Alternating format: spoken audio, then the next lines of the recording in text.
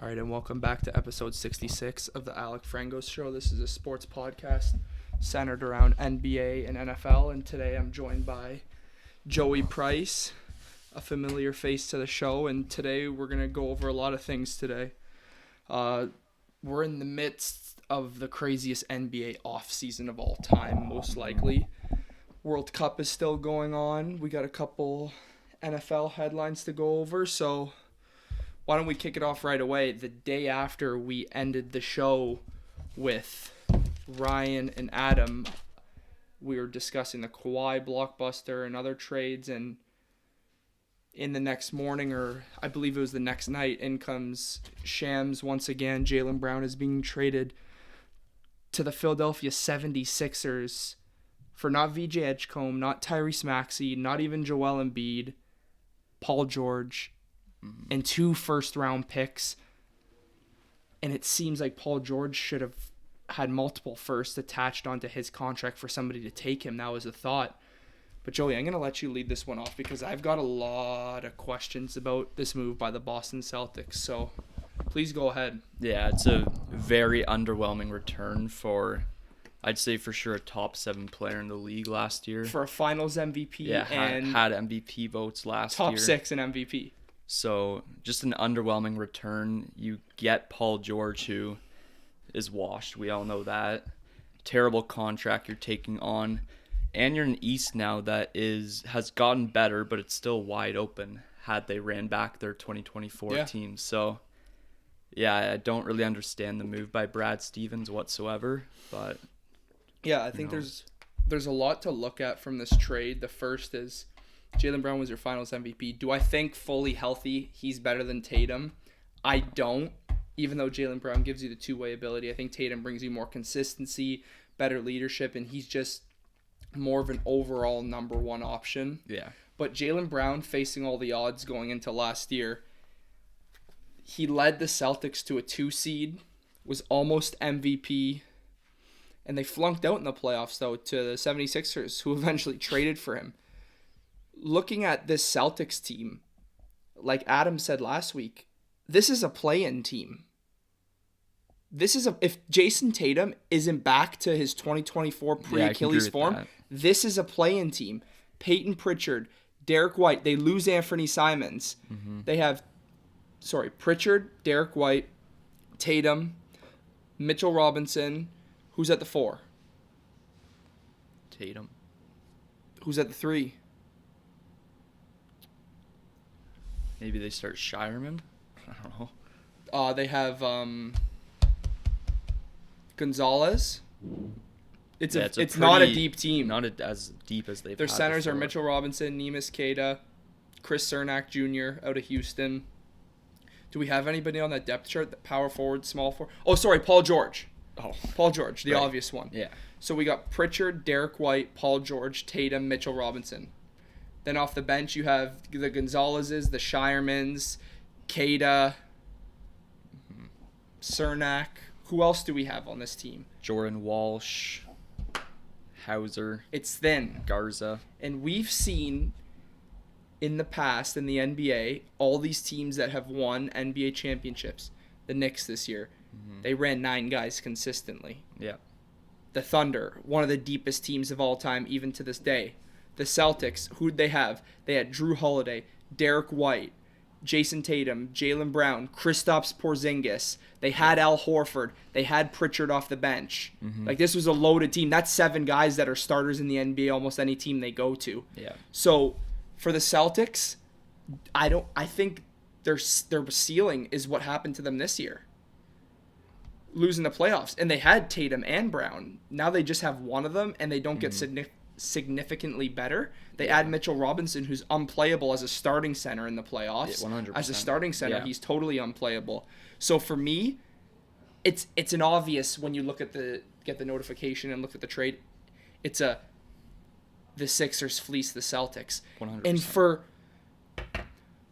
the Celtics to trade him not only for this value, but it seems like the lowest value on the market to a division conference rival, it makes me think, Brad Stevens, if this goes to shit and they don't see any more conference finals with Tatum leading this team, Yeah. this is a 100% fireable offense. Well, also how he was in talks to get Giannis weeks before For Jaylen Brown. For Jaylen Brown, you add a little more.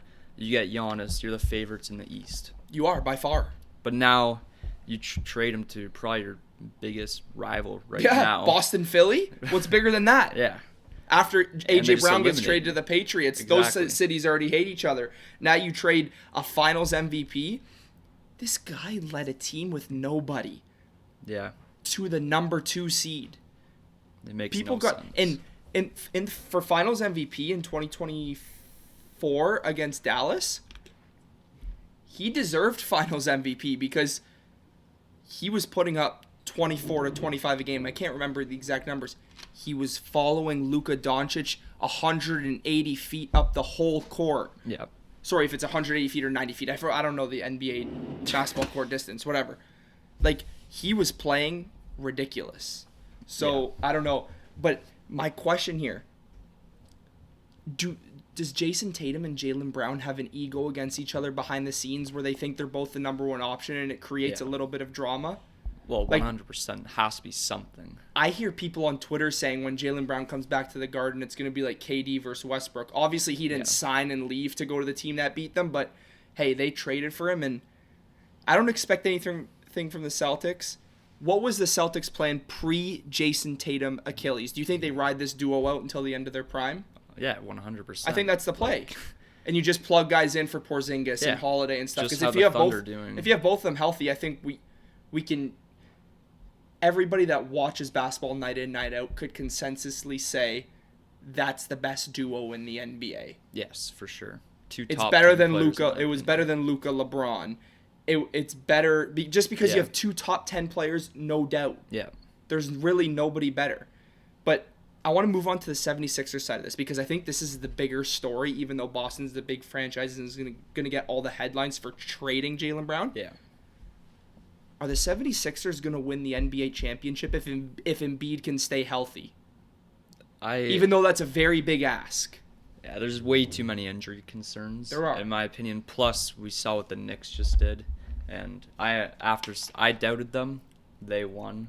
And they're basically running back a very similar team. Very similar. So- They replaced Mitchell Robinson for a legit carbon copy in Andre Drummond. So, go ahead. Yeah. So, plus the Raptors got better. Pacers should be, I don't think they'll be as good as they were. Just because the Halliburton injury scares me a But bit. obviously they're going to be a contender.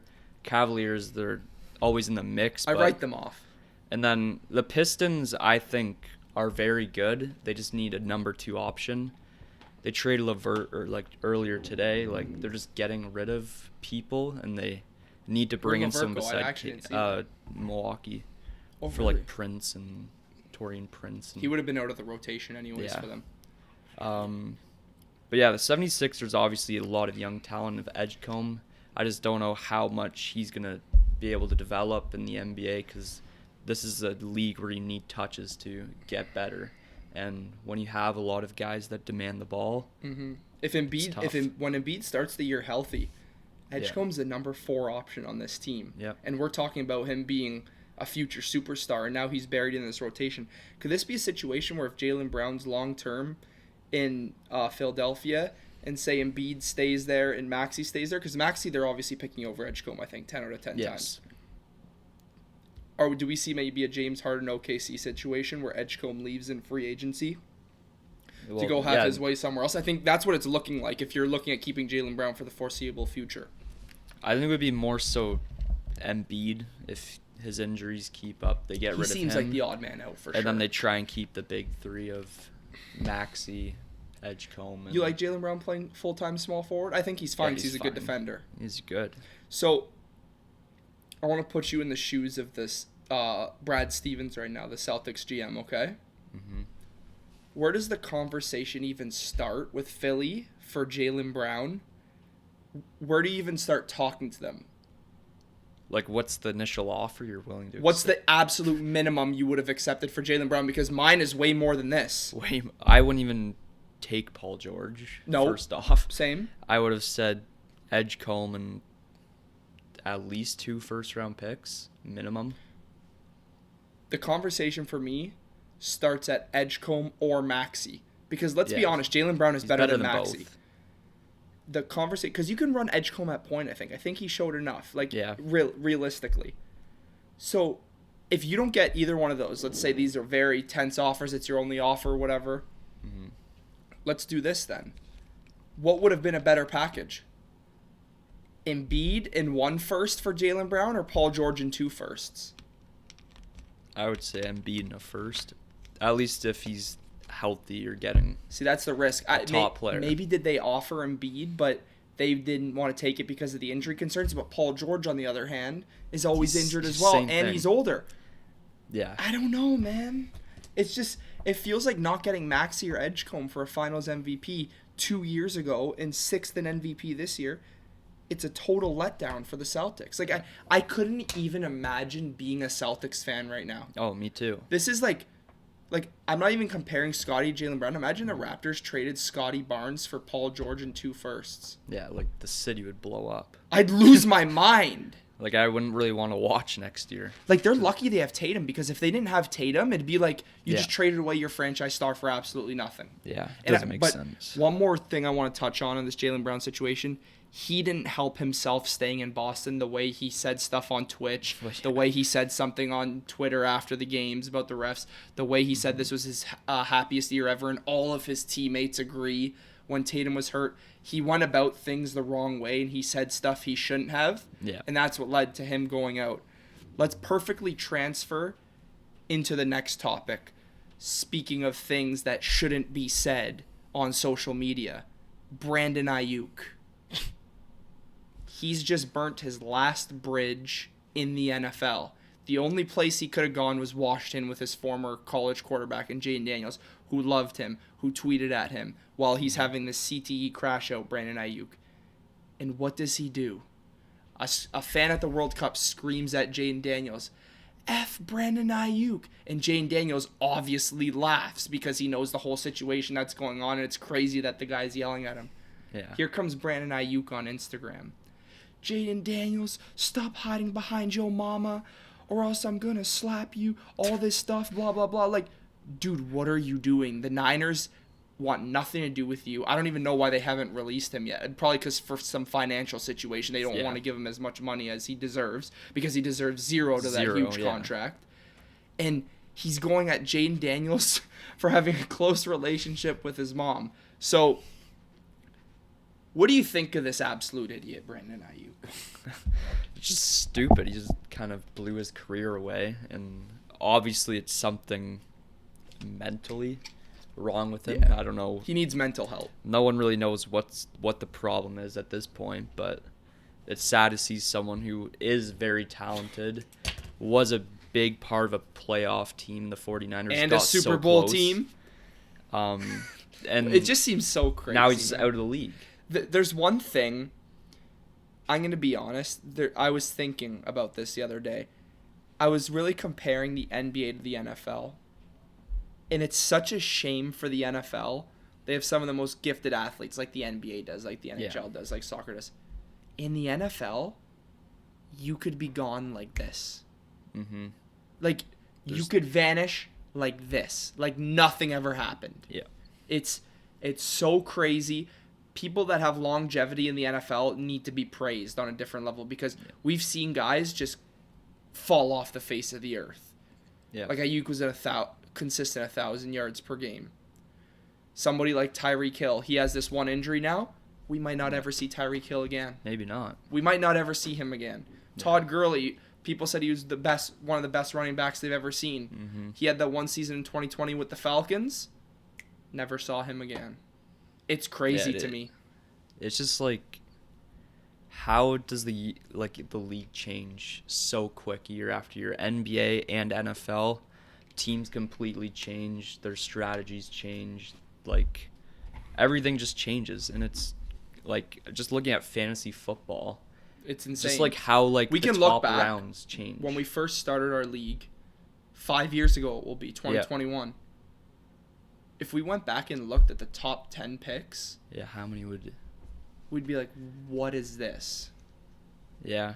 I'd probably see Joe Mixon. Where's Joe Mixon? Released, right? We didn't see him all last year. We haven't seen him since The Chiefs Texans. Yeah, yeah.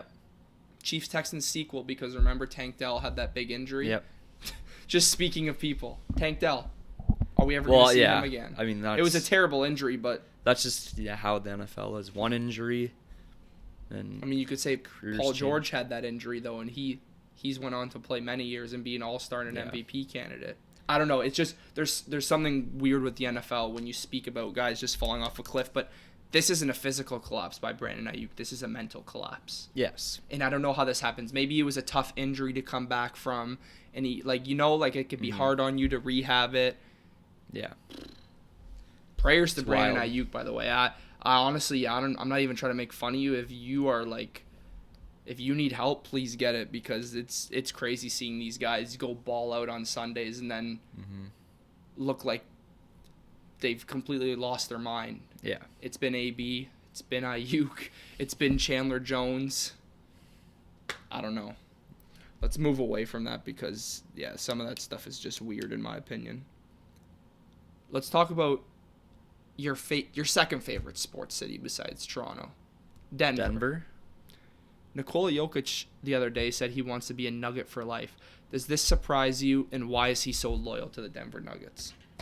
Well, city loves him, and he's a guy who doesn't want to move around, just live his simple life. Simple man. And just dominate a league and then have his own private life. So and the horses. I don't blame him. They're a good team, obviously a rough playoffs this past year, but at this point in his career, I think he's just ready to stay put and continue to show out in Denver. Yeah, let's expand on this topic, because I think the Nuggets are an interesting conversation, and they're in LeBron talks, which we're going to get to here in the next topic. So what do the Nuggets need to go out for a second championship in the Jokic era?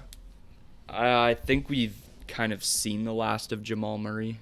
He had a rough playoffs. I think they should move off. After he was a great playoff player before one of the best this in year. the league.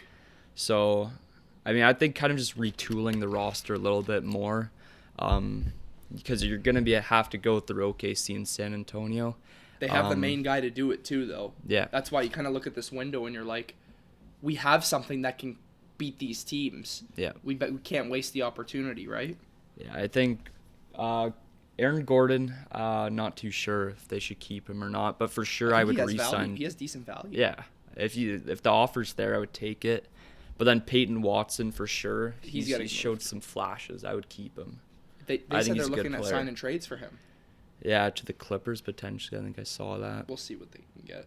Who's a player that, just kind of out of the blue that you'd be like, Jamal Murray or Aaron Gordon, we can move one of them. Maybe move off a first. Mm-hmm.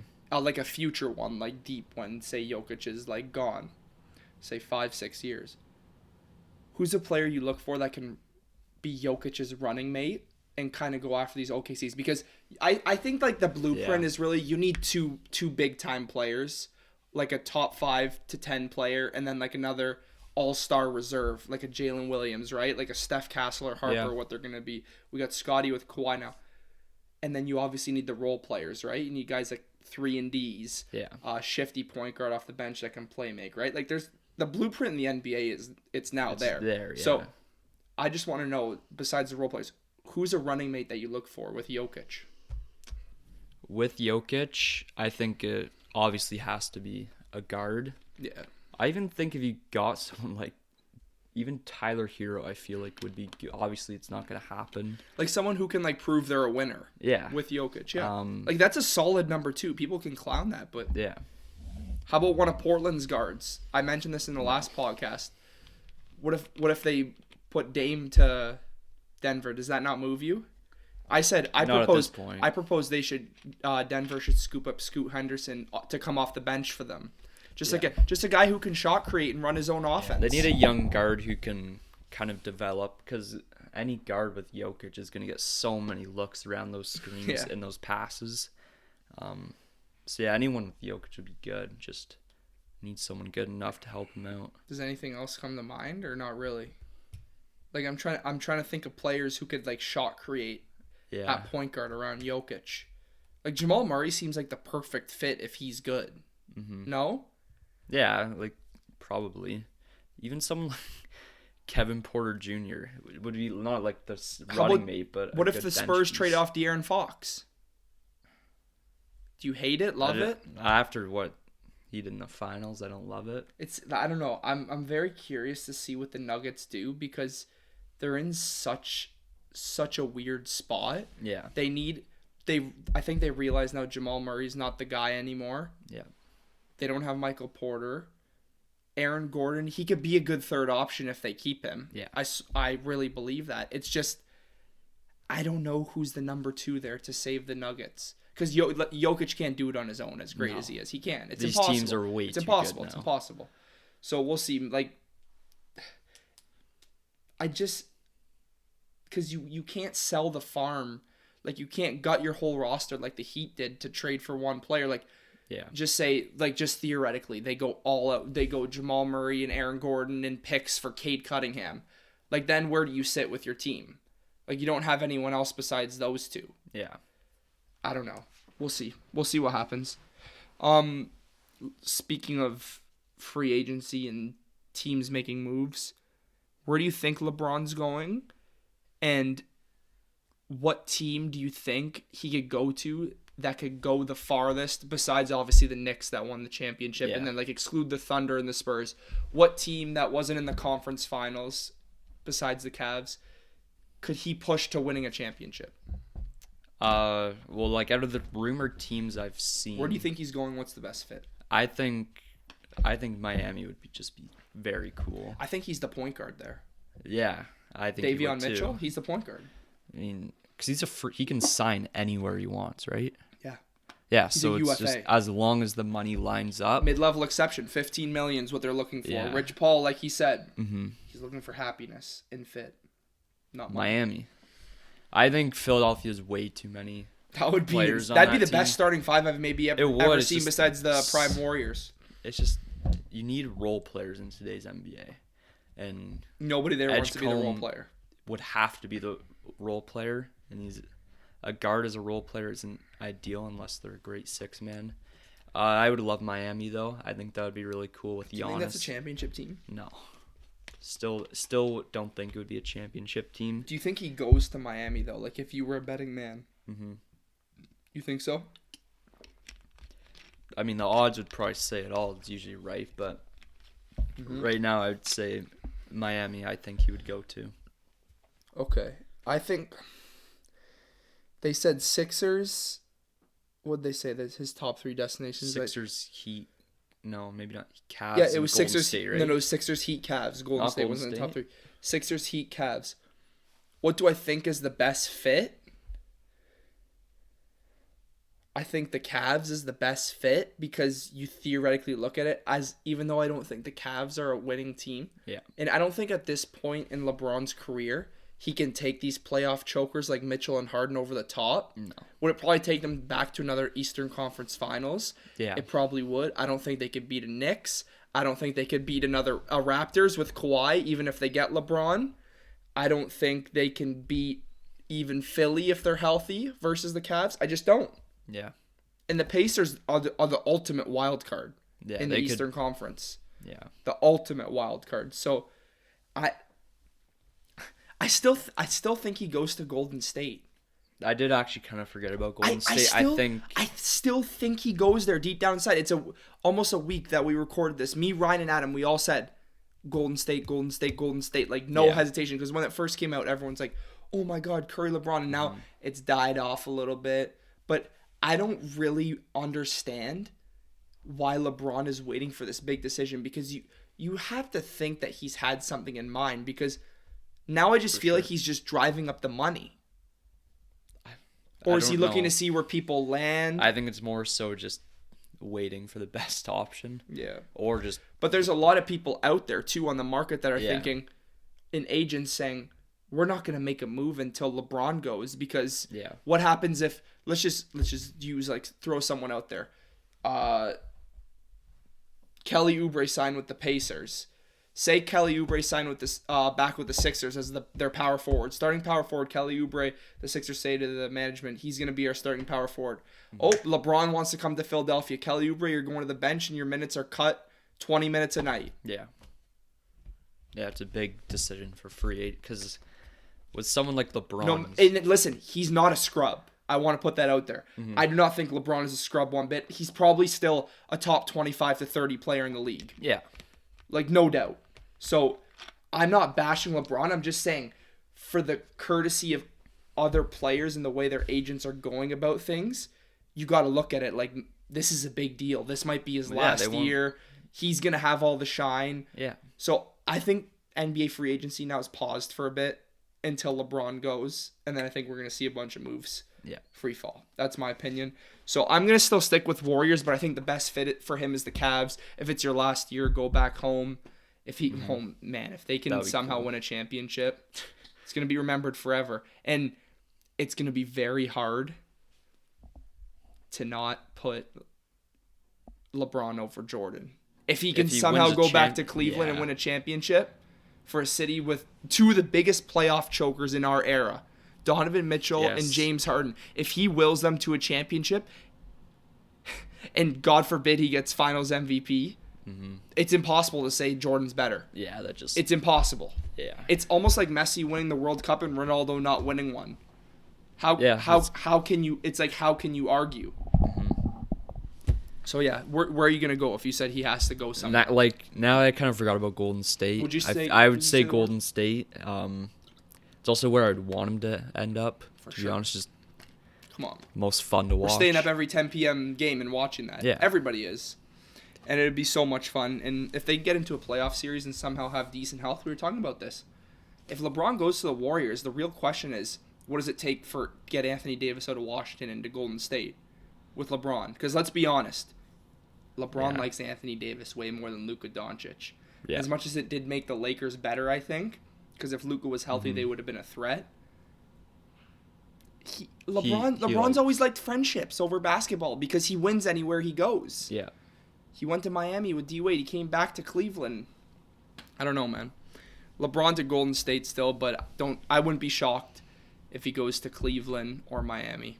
I don't think really he goes out of those three. I don't think the Sixers are in the picture. I don't think the Sixers. It's not. It just wouldn't make sense for them. Rich Paul also saying he would have been a Knick already if they didn't win the championship. I 100% believe that. Yeah. 100%. In the Garden last year, that team's been knocking on the door for years. Oh my God, man. That'd be crazy. That'd be must-see TV. Because he'd take a very big pay cut so they could keep that team together. Because remember, Brunson took a huge one too. That's what people forget about that Knicks run. Brunson took a gigantic pay cut to keep that stacked starting five together. Yeah. So respect to him still. I'm a huge Brunson fan, as most people know. But let's keep going on this NBA because I put that jersey up for a reason to the right of you.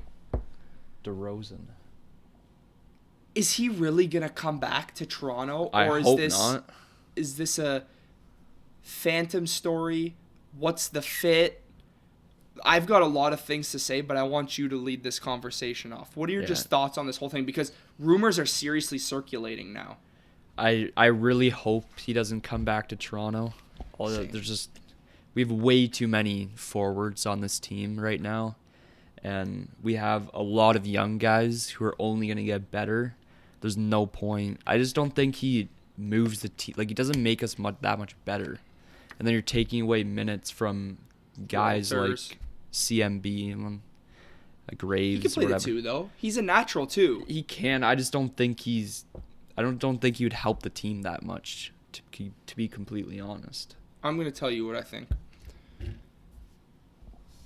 Number one, I don't think he's coming back. Yeah. Just because there's a lot of people in the city now that hate him. Yeah. Just off of non-basketball shit.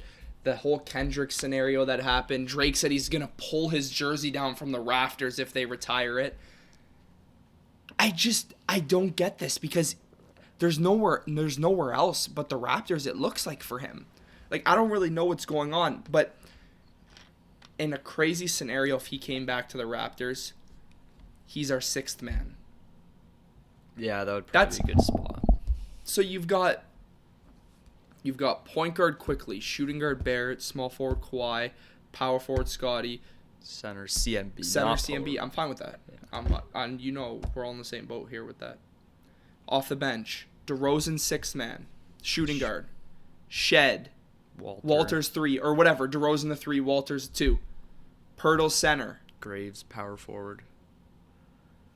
Like it fixes a lot of depth issues, to be honest, because our backup shooting guard is then Jamison Battle.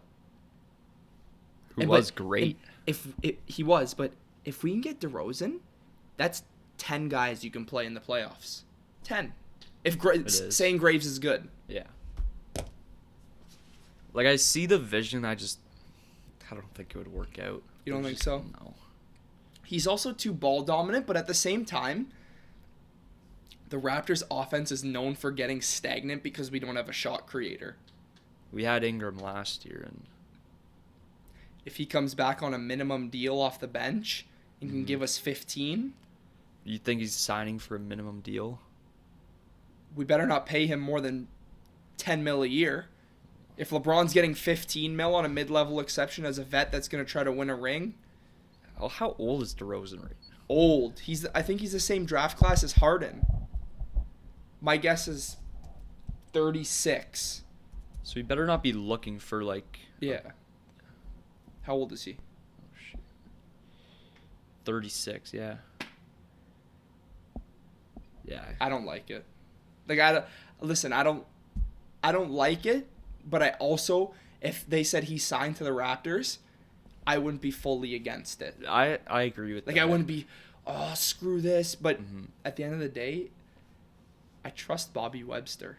I trust him. Yeah, He seems like he was hiding in Masai Ujiri's shadow for a very long time. Yeah. He's an elite general manager. Yeah. Elite. For sure. So whatever he's thinking, I'm on board with Bobby Webster. Yeah. That's my opinion. So yeah, DeRozan back to the Raptors maybe. And if he goes back to the Raptors, I really want to hear what Drake has to say about him. Because he dissed him in a song, trading him for Kawhi, and they'd both be on the same team. He said to Jack Armstrong and Matt Devlin, he's going to go up in the rafters himself and bring his jersey down if they retire it. And DeRozan was dancing with Kendrick. It's gonna be a social media frenzy if he comes back to Toronto. Yeah. But let's wait for that to happen, and then we can react. Let's talk a little bit about the World Cup here before we wrap up. You've been watching it a lot, I'm sure. I've been watching it a lot. I had in the notes how crazy the Portugal-Croatia game was, but then it just continuously gets topped. Mm-hmm. Messi almost loses to Cape Verde in extra time.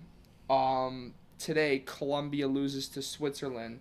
Messi in Argentina scored 3 goals in, 7 minutes at a time. They were down 79th minute, 11. In less than 20 minutes, they scored 3 goals, down 2-0 on the edge of elimination. Holland upsets Brazil single-handedly. Literally. And Mexico, England, probably the most fully entertaining back and forth game of the tournament in the Aztec in Mexico.